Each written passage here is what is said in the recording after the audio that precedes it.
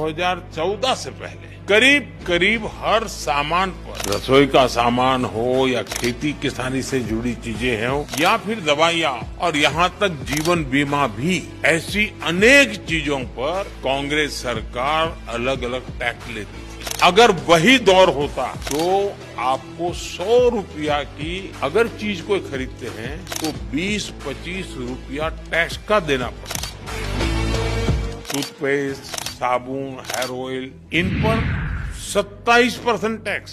खाने की plate, cup plate, चम्मच, ऐसे सामान पर 18 से लेकर के 28% टैक्स हुआ करता। कांग्रेस राज में होटल के कमरे की बुकिंग पर 14% टैक्स और उसके ऊपर कई राज्यों में लग्जरी टैक्स लगता था वो अलग। अब ऐसे हर सामान और सर्विस पर सिर्फ और सिर्फ 5% टैक्स लगा कर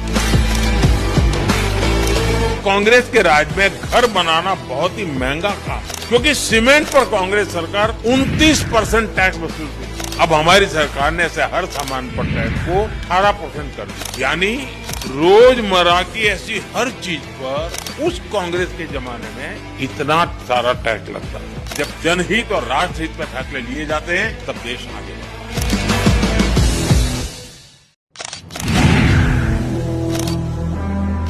2014 से पहले करीब करीब हर सामान पर, रसोई का सामान हो या खेती किसानी से जुड़ी चीजें हो या फिर दवाइयाँ और यहाँ तक जीवन बीमा भी, ऐसी अनेक चीजों पर कांग्रेस सरकार अलग अलग टैक्स लेती थी। अगर वही दौर होता तो आपको 100 रुपया की अगर चीज कोई खरीदते हैं तो 20-25 रुपया टैक्स का देना पड़ता।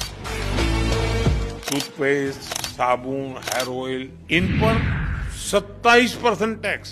खाने की प्लेट, कप प्लेट, चम्मच, ऐसे सामान पर 18 से लेकर के 28% टैक्स हुआ करता। कांग्रेस राज में होटल के कमरे की बुकिंग पर 14% टैक्स और उसके ऊपर कई राज्यों में लग्जरी टैक्स लगता था वो अलग। अब ऐसे हर सामान और सर्विस पर सिर्फ और सिर्फ 5% टैक्स लगा कर